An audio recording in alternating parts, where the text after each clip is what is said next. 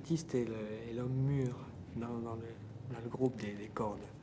Ce n'est pas faux dans la mesure où l'instrument lui-même a une sonorité épanouie, riche et très, très solide. Et je crois que cela, psychologiquement, l'altiste est imprégné de tout cela et sans s'en rendre compte, lui-même épouse la personnalité de son instrument. La plupart des compositeurs l'ont utilisé comme un instrument noble, d'abord une sonorité. C'est le ventre, si vous voulez, de la masse sonore. Les gens très méchants qualifient même l'alto d'instrument bâtard. Ce qui n'est pas du tout vrai, mais enfin, effectivement, il est entre le violon et le violoncelle. Mais la plus jolie qualification, c'est ce que disait notre cher maître Joseph Calvet, qui traitait les altistes de réfugiés de la clé de sol. Chez l'altiste, il y a une gravité, un sérieux, une profondeur qu'on ne trouve pas toujours et qui n'est pas nécessaire chez un violoniste.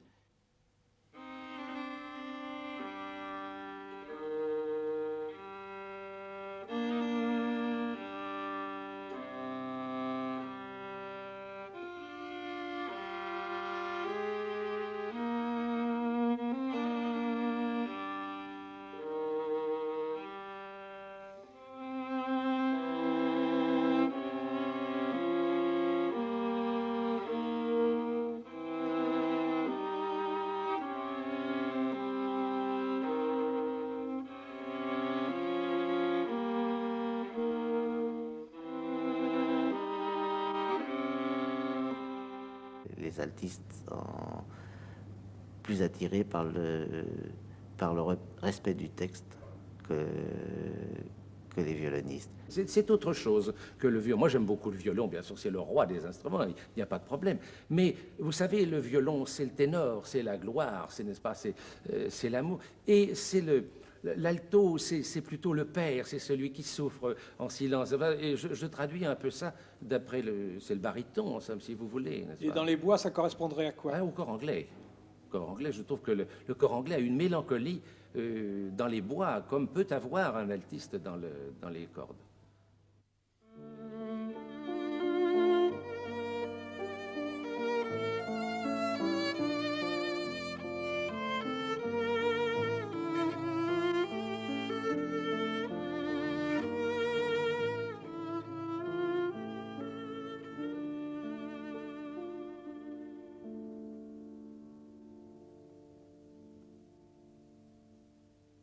Dans le quatuor à cordes ou dans le quintet d'orchestre, les seconds violons et surtout l'alto représentent la partie, pour moi, la partie humaine de la sonorité.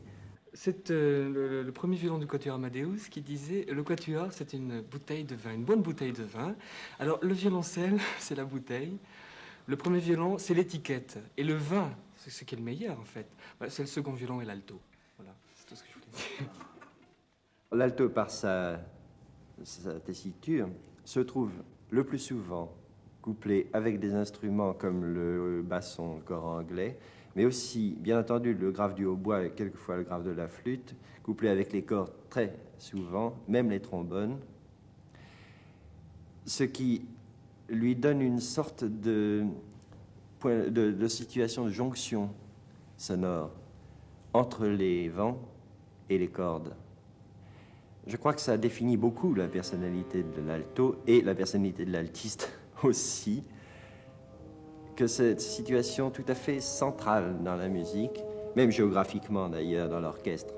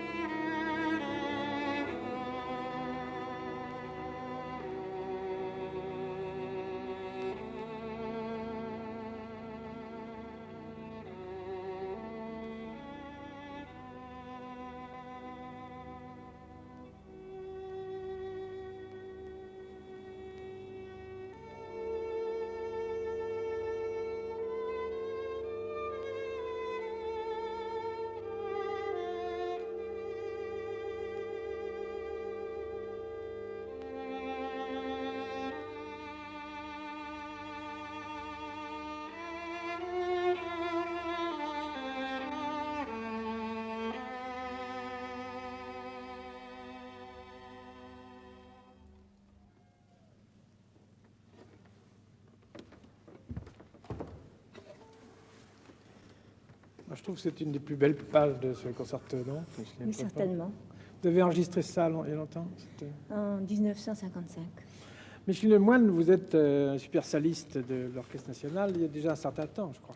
Oui, je suis entrée il y a 23 ans à l'orchestre, Après la guerre, juste après la guerre. en 48. C'est formidable. Alors, je pense que vous avez eu toutes les joies et les peines de la situation d'un soliste d'orchestre, Oui. les responsabilités aussi, Oui, c'est-à-dire oui. c'est-à-dire les coups d'archet. Oui, il y a dans le poste de l'alto solo, il y a une cohésion à établir entre les deux pupitres de violon, celui d'alto et celui de violoncelle. Et puis, enfin, les responsabilités du style, au fond, d'un Du pupitre. style, souvent de faire observer les indications du chef d'orchestre quand elles n'ont pas été suffisamment perçues. Ou les traduire comme elles n'ont pas été assez claires. Quelquefois, oui, ça arrive. Je veux dire que vous parliez de cet équilibre entre les pupitres de cordes. C'est, je crois, justement une des destinations de l'alto dans l'histoire de la musique. Oui, oui. Et justement, certains grands compositeurs comme Mozart avaient pensé que le vide à combler entre les violons et les violoncelles ne l'était pas suffisamment par l'alto et doublait très souvent les parties d'alto.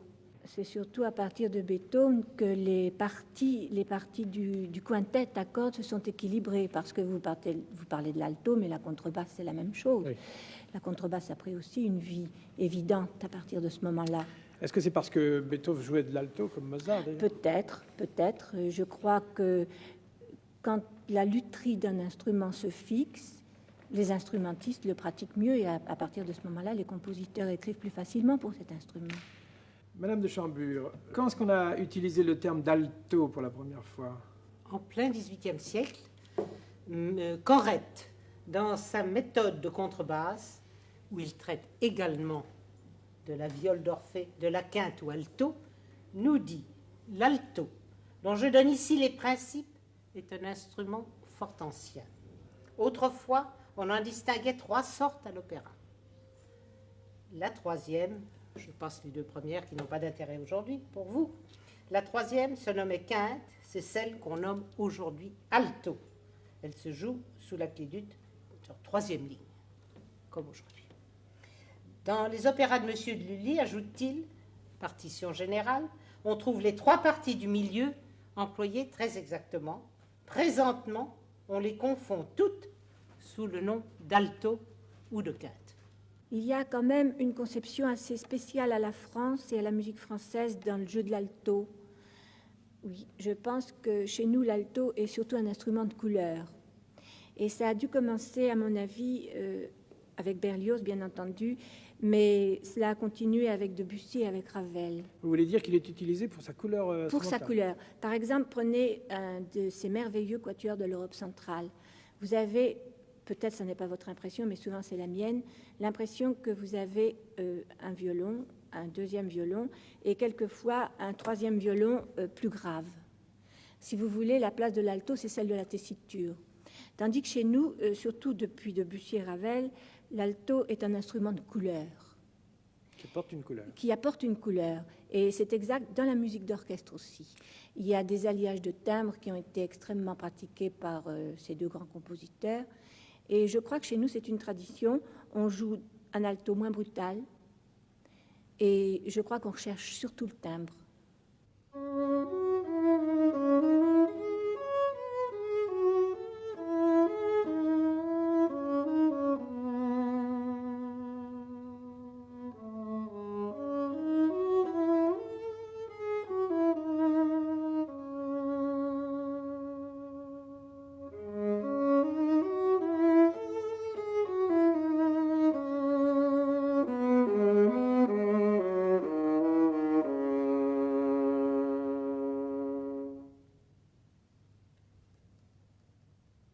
Il y a aussi un musicien, il y a Hindemith.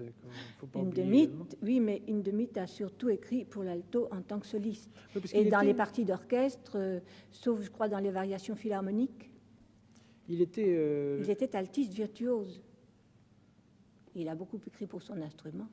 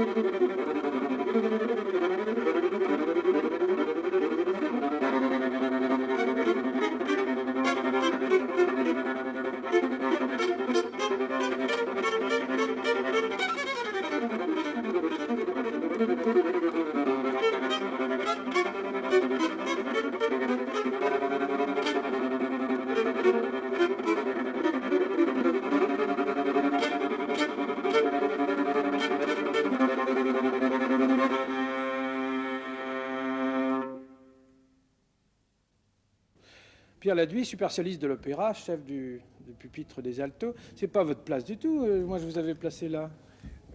Mon cher directeur, c'est vrai, vous m'avez placé là et tous mes camarades sont derrière moi. Mais c'est notre place traditionnelle. Nous étions toujours ici autrefois. C'était la bonne place parce que, voyez-vous, quand on tient l'instrument comme ça, le son s'en va directement vers le public et c'est plus agréable. Par exemple, entre autres exemples, quand je suis là-bas, il y a dans un dernier acte de Tristan, un solo d'alto avec le corps. Et le corps se trouve tout à fait à l'autre bout. Et j'ai du mal à l'entendre pour être tout à fait en accord avec lui au point de vue mesure, au point de vue justesse, etc. C'est assez délicat. Quel exemple dont vous parlez? Ben, je vais vous faire cet exemple.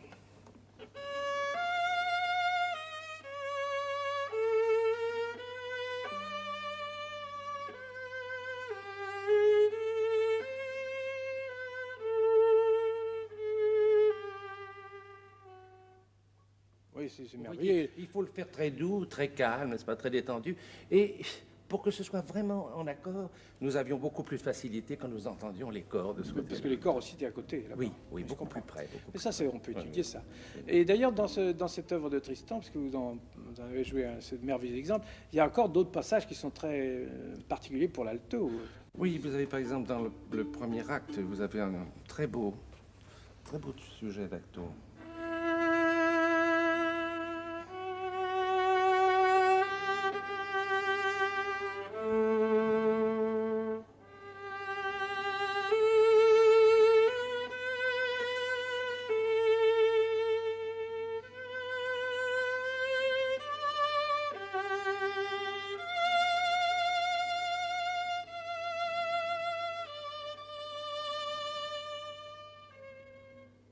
Mais dans le répertoire, puisque vous êtes ici, là, dans cette fosse de l'opéra, dans le répertoire du lyrique, c'est peut-être Richard Wagner qui a été le plus... Oui, il y a souvent des interventions d'alto et c'est très joli. Là, vous avez aussi les ballets. Ah, il y a des ballets. Ça, alors là, dans les ballets, comme Coppelia, Gisèle, vous avez de grands solos.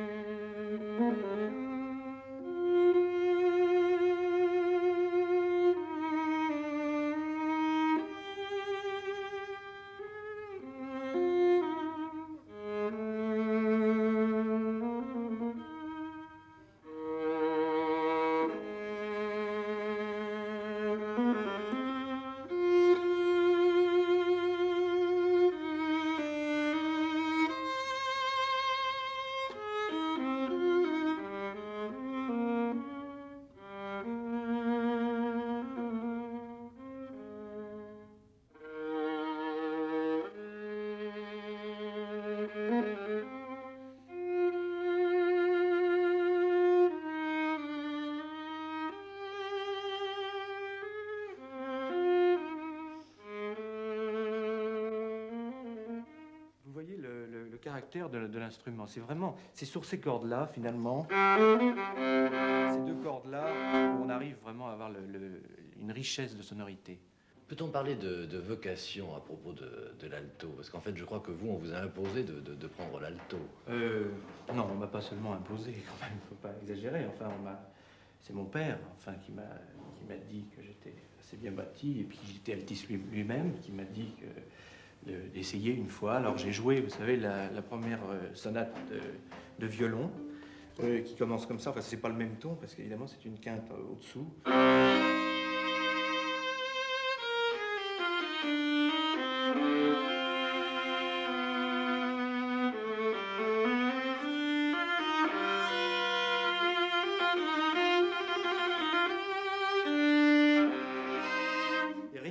Ça, on peut se dire que, franchement, sur un alto, c'est extraordinaire, la sonorité qu'on arrive à obtenir. Parce que, évidemment, sur le violon, on l'a également, mais enfin, vous ne trouvez pas que sur ces cordes, ça sonne, c'est formidable. C'est d'ailleurs pour ça que, quand on prend les sonates de violon, les sonates de Bach de violon, je crois que on ne fait pas une erreur, parce qu'on peut le jouer. C'est une transcription, mais enfin, je crois qu'on peut se le permettre, parce que je suis persuadé que Bach lui-même aurait joué sur l'alto. Il l'a peut-être fait, d'ailleurs. Et en fait, quand vous avez donc pris l'alto, oui. Vous avez donc été obligé de changer un petit peu votre technique, parce que vous faisiez du violon. Oui, c'est-à-dire que mon père, ça vient de mon père, il a dû voir qu'en jouant du violon, j'avais déjà un peu des symptômes de l'altiste, peut-être, parce que ça peut se voir, ça. Ça se voit du côté de la sonorité. On voit la prise de son. On voit tout de suite si quelqu'un va être altiste. Vous posez votre archet et vous partez. Je voudrais que l'archet soit déjà en mouvement.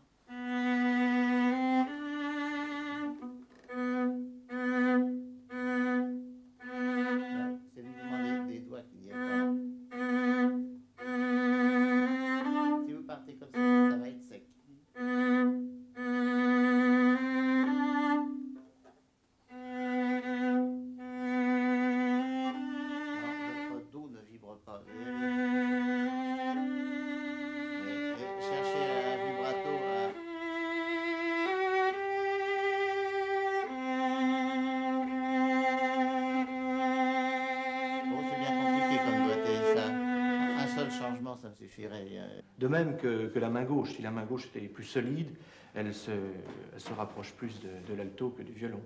Mais au point de vue changement, enfin, il y a une Au point de vue différence, changement, ça, évidemment, c'est tout à fait différent. Je sais pas, j'ai amené un violon là, à côté de moi. Vous voyez déjà ce qu'il peut y avoir comme différence de taille. Alors moi, personnellement, quand je reprends le violon, je suis très très mal à l'aise. Je vais vous montrer, j'ai l'impression d'avoir un petit instrument un peu ridicule. Je suis désolé de dire ça.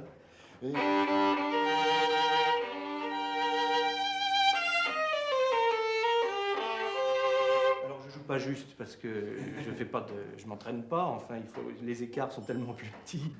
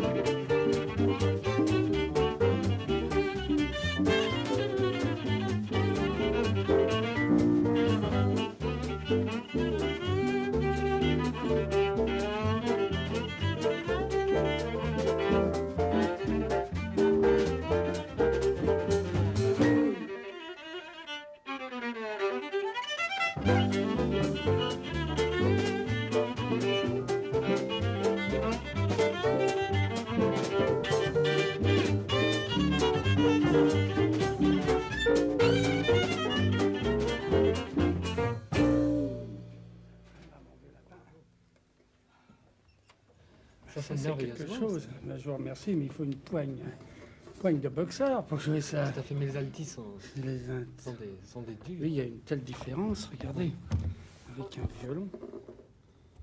Mais enfin, c'est bien intéressant. Et malgré que je n'ai jamais joué l'alto de ma vie, je crois que je vais essayer de continuer à en jouer et puis d'enregistrer avec, parce que ce sont des sons tellement extraordinaires. C'est très beau, oui. Mais ça m'intéresse beaucoup et j'aimerais bien enregistrer avec cet instrument. Il est certain qu'un violoniste, quand il pose sa main sur l'instrument, s'il a une bonne position, les doigts tombent sur les notes justes. Nous sommes obligés d'écarter les doigts et non pas d'y penser tout le temps parce que ça doit devenir automatique, c'est notre technique, mais l'instrument n'est plus à la mesure de la main. Le bras est beaucoup plus avancé. Vous avez aussi les écarts, bien sûr, qui sont, vous voyez, pour arriver. Alors, quelquefois, vous avez un sol dièse à faire aussi. Alors, il y a une histoire de vibrato aussi. Le vibrato sur l'alto doit évidemment être un petit peu plus large pour permettre à la corde de se mettre en vibration. Pourquoi une note blanche? Mi, do, si. Ça va trop vite sur do, si. Ici, vous avez un vibrato de mauvais violoniste. Vous partez avec le doigt inerte et puis vous faites une impulsion nerveuse comme ça. Vous ne pouvez pas avoir le sentiment de mélancolie de toute la phrase si vous hachez. Des choses comme ça, qui sont absolument contraires à notre instrument. Franchement, je ne regrette pas de ne pas revenir au violon. Peut-être à cause des œuvres. Je suis un peu... Quand on entend un concerto Brahms, Beethoven, évidemment, si j'avais ça à l'alto, je serais parfaitement heureux. Enfin... Parce qu'en fait, justement, il y a peu de littérature. Oui. En fait, c'est vraiment pourquoi Bach n'a pas écrit pour l'alto. Ah, mais Bach a écrit pour l'alto. Bach a écrit le fameux Brandebourgeois, le 6e. C'est pour 2 altos même. C'est une splendeur de la musique. C'est ces 2 instruments qui courent l'un après l'autre. C'est extraordinaire.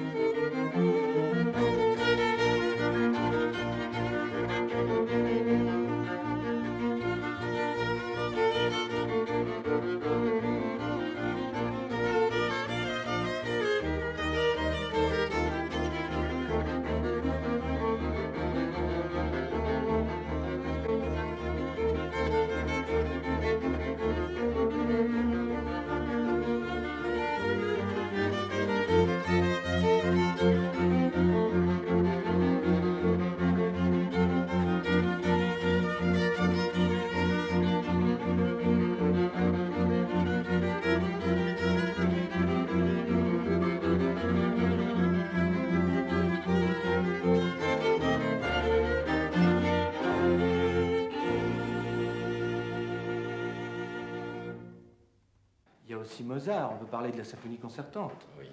Parce que on peut considérer que c'est le concerto d'alto de Mozart. C'est pas très gentil ce que je dis pour le violoniste, mais enfin, comme les violonistes en ont 4 ou 5, je crois, des concertos de Mozart, l'alto dans la symphonie concertante a une partie extraordinaire.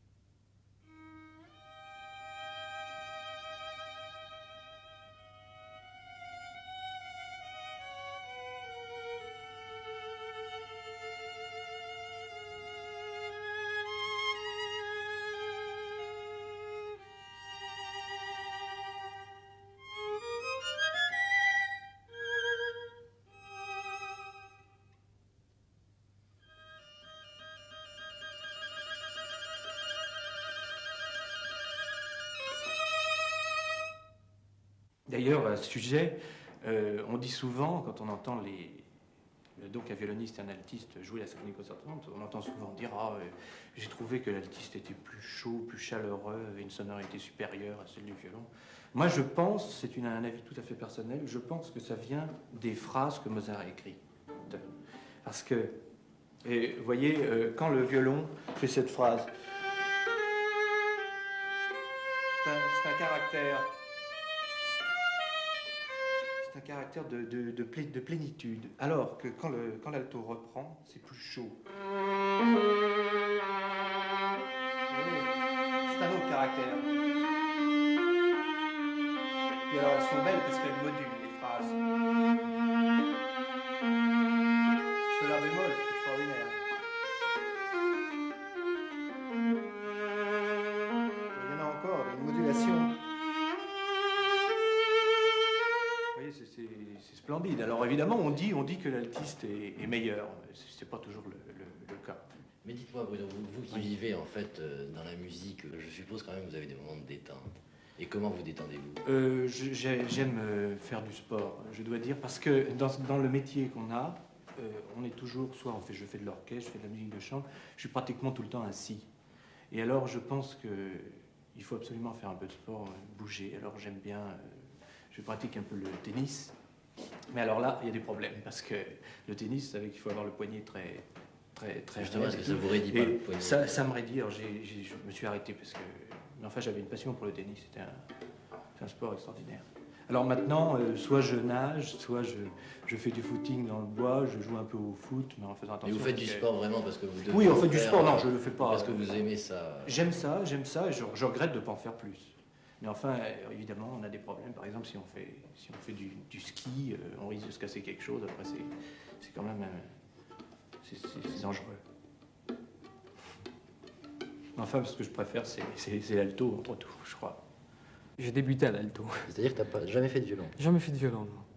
Mais ça posait des problèmes parce qu'il n'y a pas de petit alto. Et j'avais un violon qui était un demi monté avec des cordes alto qui sonnaient très mal. Ce qui fait que pendant 3 ans, en attendant d'avoir mon premier alto qui était un véritable alto, mais un 38 cm, j'ai joué uniquement des gammes, des exercices, sans jamais jouer vraiment de petits concertos ou même de pièces, de thèmes populaires.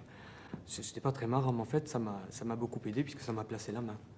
Que t'a apporté le prix de la vocation? Le prix de la vocation, en fait, c'est un prix qui est fait pour aider des jeunes qui débutent dans une voie, et dans une voie qui les mène à accomplir leur vocation, enfin, dans laquelle ils puissent réaliser pleinement leur vocation. Mais moi, je pensais que ma vocation, c'était d'être altiste, et j'en suis persuadé. Le choix, c'est que soit, lorsque l'on sort du conservatoire, on se penche vers le métier, ce qu'on appelle le métier, qui est l'orchestre, un orchestre symphonique.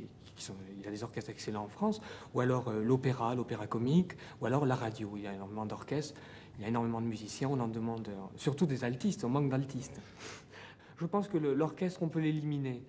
Je suis peut-être méchant, mais enfin, moi j'ai éliminé l'orchestre et j'ai commencé par la musique de chambre, qui est une école extraordinaire, puisque on est soliste au sein du quatuor, tout en participant avec trois camarades à la construction d'une œuvre. C'est déjà important parce que c'est beaucoup plus peut-être difficile de jouer en quatuor que de jouer en soliste, dans la mesure où l'on doit apporter quelque chose, mais en même temps on doit faire des concessions par rapport à ce qu'amènent les autres.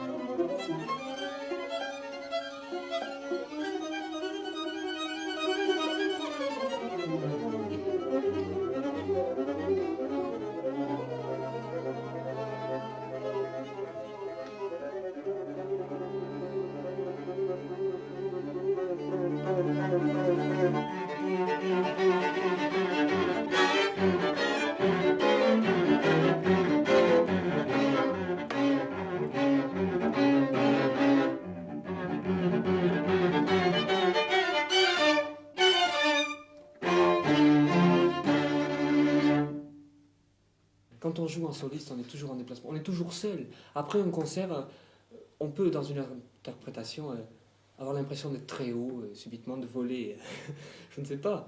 Et puis, après le concert, on se retrouve seul. Et puis c'est toujours triste. Quand on fait de la musique de chant, d'abord, on n'est pas seul, on communie avec 3 autres personnes. Et ça, c'est passionnant. On construit quelque chose à 4. On va reprendre au prestissimo de la fin. Là.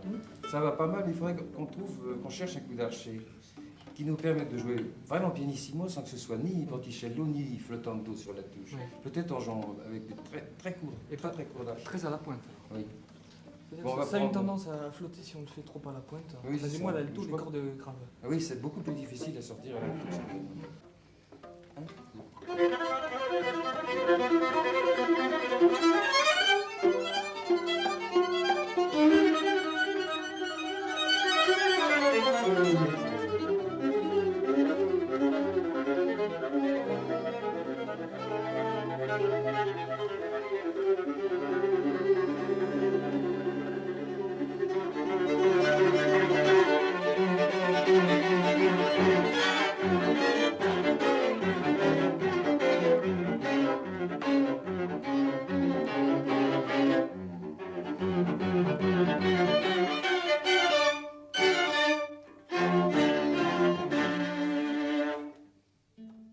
Pour un jeune altiste, je ne peux parler qu'au nom de la jeunesse Oui. dans ce métier, mais pour un jeune altiste, c'est passionnant l'avenir dans la mesure où nous avons le répertoire classique, avec la musique de chambre surtout et quelques concertos.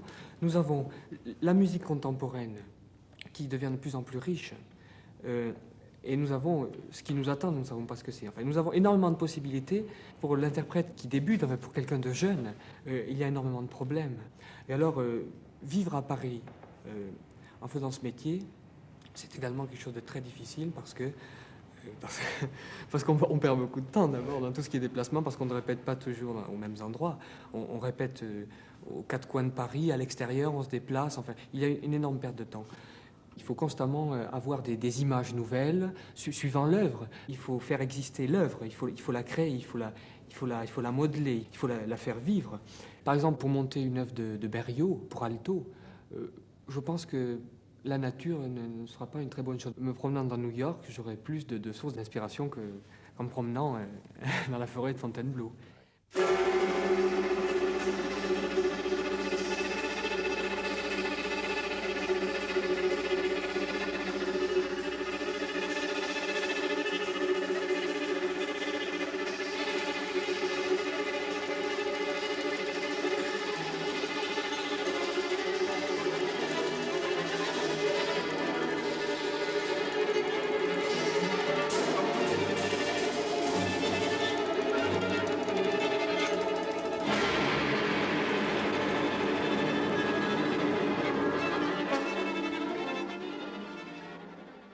Je voyage beaucoup, je vois beaucoup de choses. Enfin, je suis très angoissé et lorsque j'ai l'alto auprès de moi, je suis rassuré. En ce sens-là, pour moi, c'est un facteur d'équilibre très important. Les instrumentistes qui sont vrais se remettent toujours en question. Il n'y a rien de figé dans leur interprétation. Ils n'ont pas de formule type, ils n'ont pas de cliché. Enfin, ils découvrent toujours, ils sont disponibles. Et c'est très important. Enfin, ce sont des gens qui sont toujours à la recherche de quelque chose. Tout les intéresse. On peut se dire, on a un rôle à jouer. Mais tout le monde a un rôle à jouer dans une société. Moi, je suis altiste, mais ça ne change rien. Ce qu'il y a, c'est que intellectuellement, je dois fonctionner plus que d'autres personnes.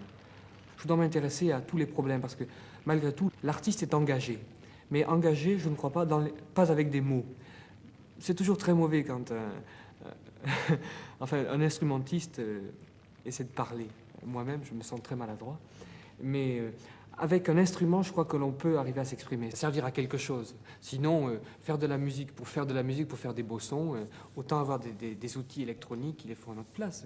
Dès que je dispose de quelques jours ou quelques heures, enfin une dizaine d'heures, je sors de Paris pour retrouver la nature et le calme. C'est très important. Et tu amènes ton alto aussi Ah, absolument, toujours l'alto sur le dos. Parce qu'il fait partie de moi physiquement, j'en ai besoin. Parce que sinon, j'ai une épaule qui est plus haute que l'autre, si j'ai pas l'alto sur le dos.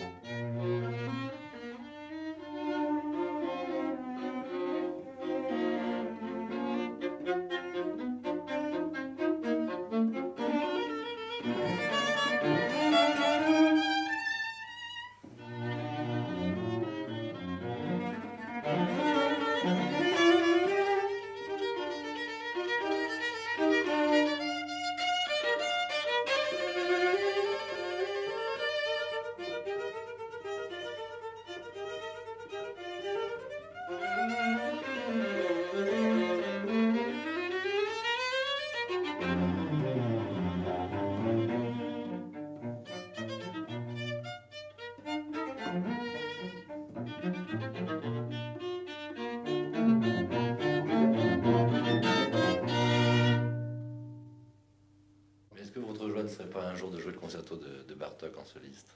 Si, mais enfin, j'espère que ça ne se limitera pas au concerto de Bartók, parce que Serge Collot, par exemple, a suscité, je puis dire, des œuvres pour l'alto. Berlioz a écrit pour lui une séquence extraordinaire qu'il vient d'enregistrer, qui est très belle. Serge Collot a beaucoup fait pour l'alto. Des années qui se bat pour que cet instrument éclate. Bon, nous sommes en face d'une partition de musique contemporaine écrite pour alto seul par un compositeur hollandais. Une œuvre qui doit avoir quelques années seulement.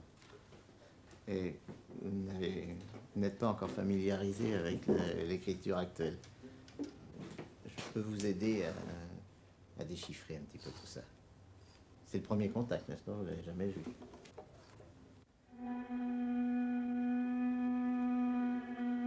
Vibré. Ponticello. Oui, n'ayez pas peur. Oui, respectez les liaisons, respectez tout. Vous avez 2 notiers et une... Oui. Bon, et un piano et un pianissimo. Oui, bon.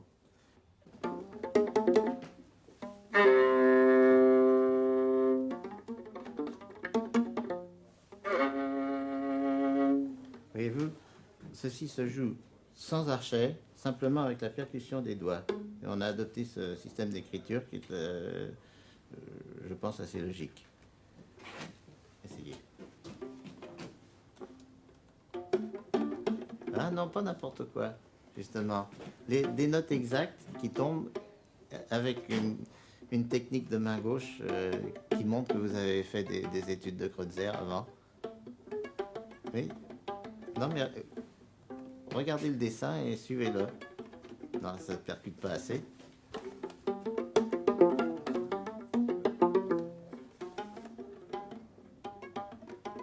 Apportez autant de soin au respect du texte dans une œuvre contemporaine que vous l'apportez quand vous jouez du Mozart. N'importe quoi. Ah non, non, absolument pas. Oui, par exemple, Surtout dans pas, ces petits surtout trucs-là, pas. dans ces petits trucs-là, on peut pas. Mais Ça non, va non, vite, faut quand faire. même. Mais oui, mais il faut le travailler, il faut avoir la technique suffisante.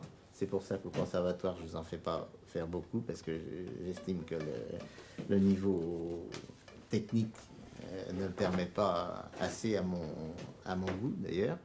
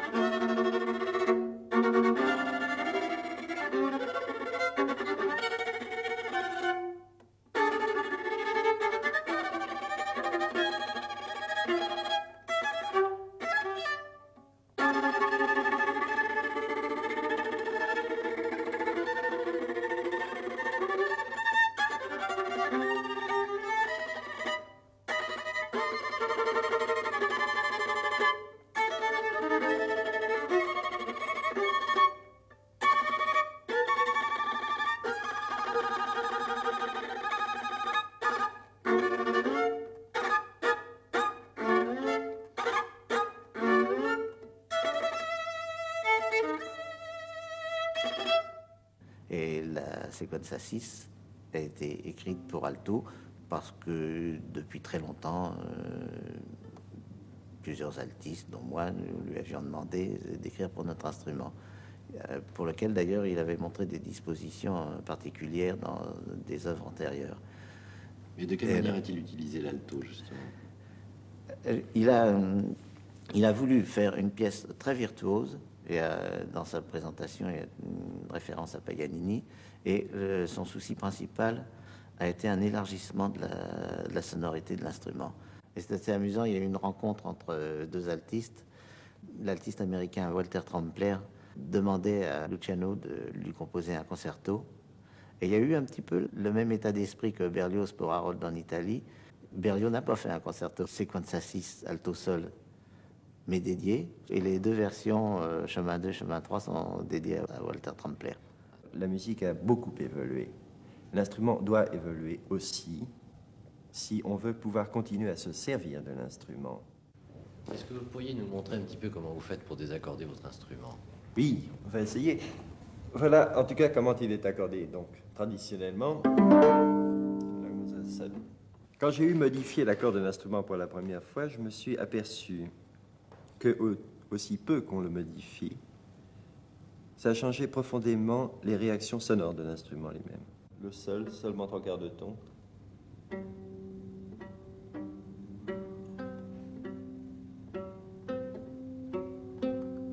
Alors j'ai continué, je suis allé beaucoup plus loin d'ailleurs, et au lieu de baisser une corde avec précaution d'1/4 de ton ou d'1/2 ton, maintenant je les baisse franchement d'une quarte aussi bien.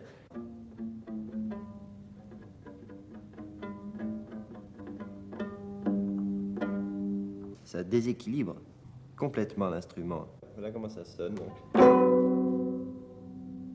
Ça m'a donné l'idée qu'il était nécessaire de grouper des moyens d'investigation dans le sens de la lutherie, mais il y a aussi toutes les questions d'adjonction des micros de contact sur les instruments et aussi tout ce qu'on peut inventer pour faire évoluer les lutheries. Alors j'ai créé avec quelques amis un atelier de musique instrumentale qui nous permet de grouper des compositeurs, des instrumentistes, des techniciens du son, d'avoir un certain matériel et comme ça de pouvoir faire des expériences